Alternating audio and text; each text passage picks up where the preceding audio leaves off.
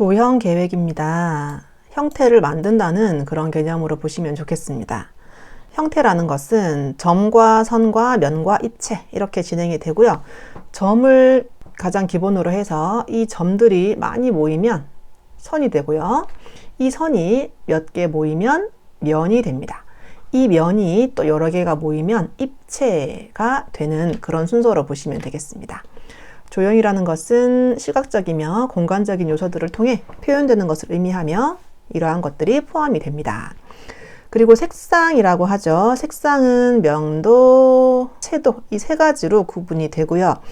색상이라는 것은 뭐 파란색, 빨간색 이런 것들 그게 색상이라고 보시면 되겠고, 명도는 이 색이 밝으냐 어두우냐 이 차이, 채도는 색상이 선명하냐 선명하지 않냐 이렇게 보는 것이 채도입니다. 그리고 재질감은 이 면이 보들보들한지 거칠거칠한지 매끈한지 이런 것들에 대한 차이를 재질감이라고 합니다. 형태에 대한 거 자세히 한번 보겠습니다. 점입니다. 공간에 한 점을 두면 집중 효과가 있고요. 많은 점의 근접은 면으로 지각이 됩니다. 공간이 이렇게 있으면 어느 한 부분에 점이 있다고 봐요. 여기에 시선이 딱 모이는 효과가 있고요. 많은 점의 근접은 그럼 이게 선으로 보이기도 하지만 어떤 면으로 인식되기도 합니다. 가까운 거리에 있는 점은 도형으로 인식이 됩니다. 점이 이렇게 몇 개 있는데 멀리 있는 거 말고요. 이렇게 가까이 모여 있어요. 이런 것들도 도형으로 인식이 되기도 합니다. 자, 그리고 선이라는 것은 위치나 길이의 개념을 가지게 되고요. 폭과 깊이의 개념은 없습니다. 선의 특징, 이것도 문제에 제법 나오고 있어요. 우리 선이라는 게 딱 한 선으로 이루어진 것보다는 예를 들자면 어떤 선들이 이렇게 옆으로 쭉 늘어서면 이 자체가 수평선으로 인식이 되는데 이것은 안정되고 넓은 느낌입니다. 예를 들자면 학교 같은 경우엔 옆으로 넓게 지어서 좀 안정적이고 차분한 느낌을 가지게 되고요. 수직선은 이렇게 위로 상승하는 건물인데 뭐 법원이라던가 신전 이런 것들 이렇게 위로 상승하는 느낌은 엄숙하고 고결한 느낌을 주게 되고 높이감과 상승감을 느끼게 되는 특징이 있습니다. 그리고 사선은요, 건물을 이렇게 짓는 거죠. 그럼 율동감과 운동감 그리고 역동적인 느낌을 주게 되고, 건물 자체가 이렇게 막 소라형이라던가 뭐 이런 형이라던가 이렇게 되면 곡선을 느끼게 되는데 유연하고 우아하고 부드럽고 운동감을 느끼게 되는 특징을 가지게 됩니다. 자, 그리고 면은요, 선이 이렇게 이동하면서 생긴 2차원 평면입니다. 면적을 갖는 형태고, 면적은 보통 뭐 제곱미터 이렇게 표현이 되죠. 그리고 입체는 면이 이동하여 생긴 3차원 공간이고요. 보통 부피 세제곱미터 이렇게 표현이 됩니다. 보통 우리 건축물은 입체의 특징을 많이 가지고 있죠. 자, 그리고 색의 구성 볼게요. 색상, 유채색으로 빨강, 파랑, 초록, 보라 이런 특징을 가지는 것이 색상.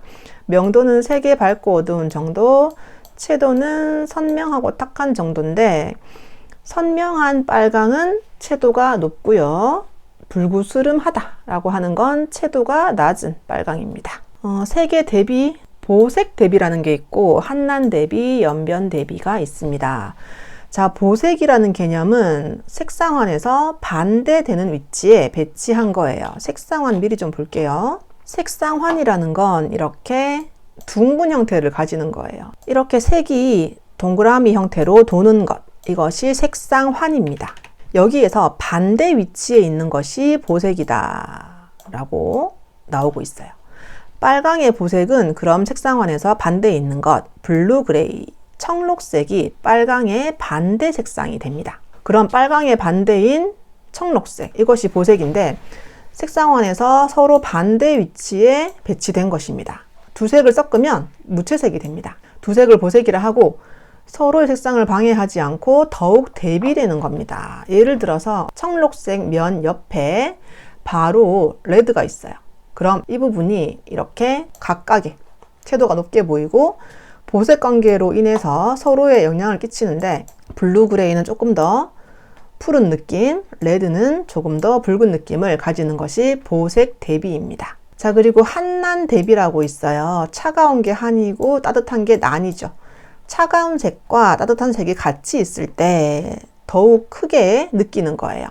예를 들면 레드가 있고 블루 그레이가 있을 때 레드는 난색 계열에 속하게 되고요. 이 청록은 한색 계열에 속하게 됩니다.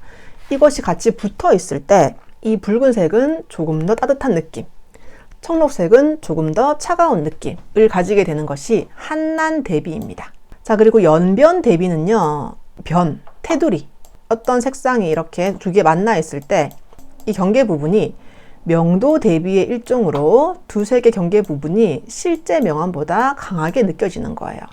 여기는 되게 밝고요. 여기는 되게 어두워요. 실제보다 더 어두워 보이고 더 밝아 보이는 것이 연변 대비의 어떤 정의입니다. 자, 그리고 여기 가산 혼합의 삼원색, 감산 혼합의 삼원색이 나와요. 가산 혼합이라는 건 색을 더하면 더할수록 밝아지는 게 가산 혼합이고요. 색을 더하면 어두워지는 게 감산 혼합입니다. 색광 혼합인데요. 빛은 색을 더하면 더할수록 밝아지고요. 색리오 혼합인데 쉽게 말하면 염료인데요. 물감이라고 설명을 할게요. 물감은 더하면 더할수록 어두워집니다. 여기 삼원색이 다른데 색광 혼합의 삼원색은 RGB입니다. 레드, 그린, 블루. 우리 모니터 같은 경우에 RGB 모드라는 게 있어요. 이 우리가 지금 흰색으로 보이는 이 화면이요. 흰색일 수도 있겠지만 레드와 그린과 블루를 같이 쏘는 겁니다. 그럼 점점 밝아지면서 흰색으로 보이는 그런 원리가 가산 혼합, 다른 말로 색광 혼합이고요. 우리 팔레트에 물감 짜서 이렇게 칠을 하는 거예요. 그럼 자주색과 노란색과 사이언, 청자색 세 개를 섞게 되면 검은색이 돼버리는데 그것이 감산 혼합, 다른 말로 색리오 혼합입니다. 우리 인쇄할 때요, 그 프린터에 보시면 CMYK 모드라는 게 있어요. 사이언, 마젠타, 옐로우, 그리고 마지막 건 블랙인데요.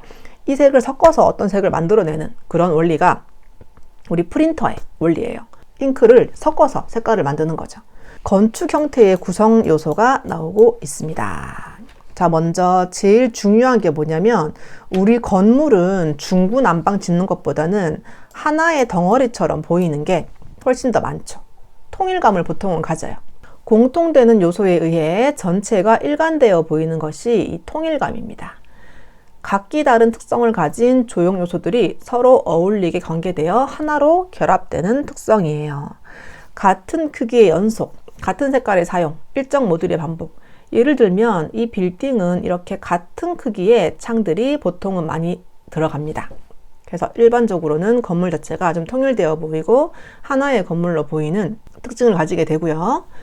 균형이라는 것은 모양과 크기가 다른 둘 이상의 요소가 부분과 부분, 부분과 전체 사이에서 시각적 힘이 어느 한쪽으로 기울지 않고 안정감을 이루며 평형 상태를 이루게 하는 것입니다. 예를 들면 학교 건물 지었어요. 일반적으로 이쪽과 이쪽은 같은 무게로 느껴지는 게 일반적인 건물이죠. 거기에 포인트로 뭔가 더 올라간다거나 뭐 이런 느낌을 가지게 되는데 건물 자체가 한쪽으로 치우쳐 보이지 않고 시각적으로 좀 동등하게 보이는 게 일반적인 건물의 특징입니다. 대칭이라는 것은 중앙에 수직축을 중심으로 거울에 면하듯 똑같은 형태로 반복이 되고 시각적 안정감을 주게 됩니다. 일반적으로 우리 사람도 그렇고요. 사람도 어떤 수직축을 중심으로 반을 탁 접으면 거의 유사한 형태가 되고요.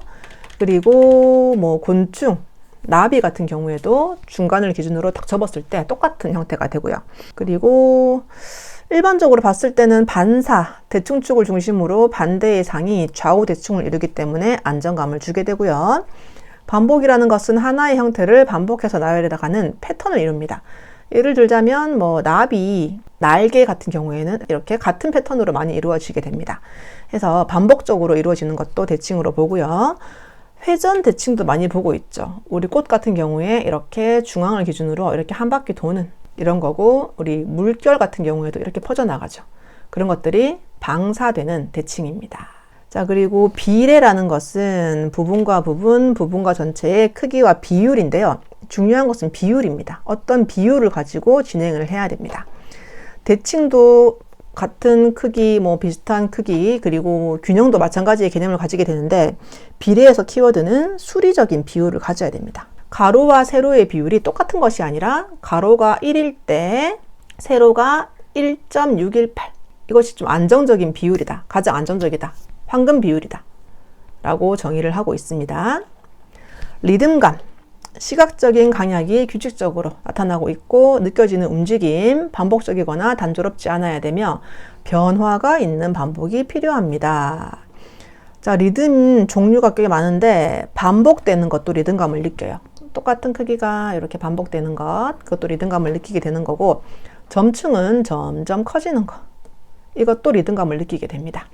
그리고 억양, 크다가 작다가 크다가 작다가 이것도 또 리듬감을 느끼게 되는 것이고 주도와 종속, 어떤 큰 동그라미들이 줄을 이루는데 거기에 작은 동그라미들이 이렇게 들어가는 거예요. 그래서 큰 것들은 주도가 되고요. 작은 동그라미는 종속이 되는 그런 것들도 리듬감을 느끼면서 강약 이렇게 느끼게 되는 특징을 가지게 됩니다. 조화, 둘 이상 요소가 관계를 맺어 어울림을 만드는 것. 둘 이상의 요소 또는 부분의 관계에서 서로 분리되거나 배척하지 않고 통일되는 것. 하모니를 이루는 것. 그것이 조화로운 것. 조화에는 유사 조화가 있고 대비 조화가 있는데 유사한 건 당연히 조화롭겠죠. 비슷한 것들. 온화하고 안정적인 느낌. 대비 조화는 완전 다르지만 화려한 느낌. 그로 인해 조화로운 느낌을 가지는 거예요. 완전 상반된 것. 예를 들자면 보색인 레드와 청록이 이렇게 반복되는 거예요. 이것 또한 대비를 이루지만 그 자체로 좀 조화를 이루는 느낌을 볼 수 있는 것이 대비 조화. 그리고 똑같은 것끼리 모여 있으면 당연히 그냥 조화롭겠죠. 그것은 유사 조화입니다. 자, 색채 계획 이제 나왔습니다. 아까 색채에 대한 기본적인 내용 나왔고 어떻게 계획을 하는가에 대한 내용이 나오고 있어요. 먼셀의 표색계, 우리나라에서 표준으로 채택하고 있는 표색계입니다. 먼셀은 미국의 화가 겸 색채학자쯤 되고요. 표색계는 그 사람이 정의한 색에 대한 어떤 원리, 이론 이런 거라고 보시면 되겠습니다. 먼셀이라는 사람이 지정한 색상환인데요. 5개가 기본 색상입니다. 기본 5색. 그 사이사이에 끼어드는 것, 레드와 옐로우를 합쳐서 YR, 그리고 그린과 옐로우를 합쳐서 GY, 그리고 블루와 그린을 합쳐서 BG, 퍼플과 블루, 퍼플 블루, 그리고 레드와 퍼플을 합쳐서 이렇게 RP 지정을 하고 있고요. 중간중간에 이렇게 섞은 것들이 들어갑니다. 총 10개의 색상으로 정의하고 있는 것이 먼셀의 색상환입니다. 자, 먼셀이라는 사람이 규정한 색 입체가 있습니다. 이건 그냥 한 바퀴로 도는 색상환이고요. 색상환을 입체로 두는 거예요. 이렇게. 명도, 밝고 어두운 정도는 세로로 배열을 했고요. 선명하고 탁한 정도, 다른 말로 채도는 이렇게 옆으로 배열을 했어요. 색상은 원으로, 명도는 직선으로, 채도는 방사선으로 배열을 했습니다. 명도는 높을수록 숫자가 높아요. 그리고 채도는 숫자가 높을수록 바깥으로 가게 되고 선명합니다. 이 그림은 머릿속에 한번 꼭 가지고 가시고요. 자, 색상이 나왔으니까 참고로 어떤 내용이 있는지 보도록 할게요. 프루키네 현상이라는 게 있어요. 색광에 의한 시감도, 말이 어렵죠. 빛이 가지는 색상, 거기에 대해서 눈이 느끼는 감도, 거기서 명암 수능 상태라고 하는데 명수능과 암수능이 있습니다. 암수능은 밝은 곳에 있다가 갑자기 어두워지는 거예요. 처음엔 아무것도 안 보이겠죠. 갑자기 어두워졌으니까. 차차 어둠에 익숙해져서 주위가 보이는 것. 우리 영화관에서 영화 보다가 갑자기 정전이 돼버렸어요. 그럼 그 스크린에 빛이 사라지면서 순간 아무것도 안 보이겠죠. 그것이 암수능이고요. 명수능은 어두운 곳에서 갑자기 밝은 곳으로 나갔어요. 처음엔 눈부셔서 아무것도 안 보이다가 차차 정상으로 보이는 형상입니다. 물론 명수능은 아무것도 안 보이진 않을 겁니다. 밝게 보여서 눈이 아프겠죠. 예를 들자면 어디 귀신의 집, 에버랜드 이런 데 있다가 밖으로 갑자기 팍 나온 거예요. 너무 밝아요. 잘 안 보여요. 그럴 때 차차 눈이 수능하는 것, 그것이 명수능입니다. 이것을 합쳐서 명암수능 상태, 달라지는 현상입니다. 뭐가 달라지냐? 명수능 시에는 붉은색이나 주홍색이 먼저 보인다고 합니다. 갑자기 밝으니까 잘 안 보이는데 붉은색은 먼저 보여요. 암순홍 시에는 밝다가 갑자기 어두워졌어요. 그럴 때는 파란색이 먼저 보인다고 합니다. 그 현상이 프루키네 현상. 그래서 일반적으로 화재 등으로 갑자기 정전될 경우 암순응이 되겠죠. 우리 창이 있는 건물은 상관없지만 무창층, 뭐 백화점에 보면 무창층이 있어요. 창이 없는 건물. 그럴 때는 순간적으로 정전이 되면 굉장히 어두워지는데 상대적으로 잘 보이는 푸른 톤의 비상구 표시등이 설치되어 있습니다.